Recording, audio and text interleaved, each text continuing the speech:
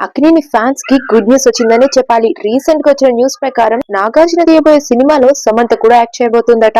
ఈ విషయం తెలిసి ఫ్యాన్స్ అయితే పండుగ చేసుకుంటున్నారని చెప్పాలి.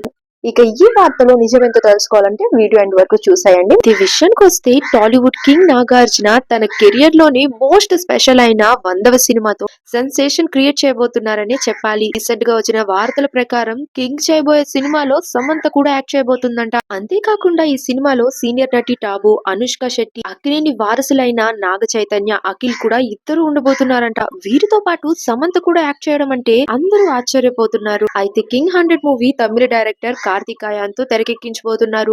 అయితే అక్కినేని ఫ్యామిలీకి కొంతకాలంగా దూరంగా ఉంటున్న శామ్ మాత్రం తన కెరియర్ విషయానికి వస్తే వెనకడుగు వేయదనే చెప్పాలి. ఇలాంటి టైంలో కింగ్ తనకి ఇలాంటి స్పెషల్ ఆఫర్ చేయడం ఏంటి, ఇదంతా నిజమేనా అంటూ ఫ్యాన్స్ అయితే చాలా ఎక్సైటెడ్ అయిపోతున్నారు. కానీ శామ్ మాత్రం ఇప్పుడు మా ఇంటి బంగారం మూవీలో చాలా బిజీగా కనిపిస్తోంది. అది యాక్షన్ మూవీ కావడంతో వర్కౌట్స్ అంటూ చాలా బిజీగా కనిపిస్తుంది శామ్. ఇలాంటి టైంలోనే కింగ్ కోసం సమంత నాగార్జున సినిమాలో యాక్ట్ చేయబోతోందా? అయితే ఈ బస్ ఎక్కడ స్టార్ట్ అయిందంటే నాగార్జున తన సినిమా స్టార్ట్ చేసే ముందు 2025 ఇయర్ ఎండింగ్ రోజు షిరిడి సాయిబాబా దర్శనానికి వెళ్లి అక్కడే నాగార్జున గారు అనౌన్స్ చేశారు. 2026 లో కింగ్ 100వ సినిమా స్టార్ట్ చేయబోతున్నట్లు అనౌన్స్ చేశారు. కానీ ఇందులో హీరో హీరోయిన్స్ మాత్రం ఎక్కడా చెప్పలేదు.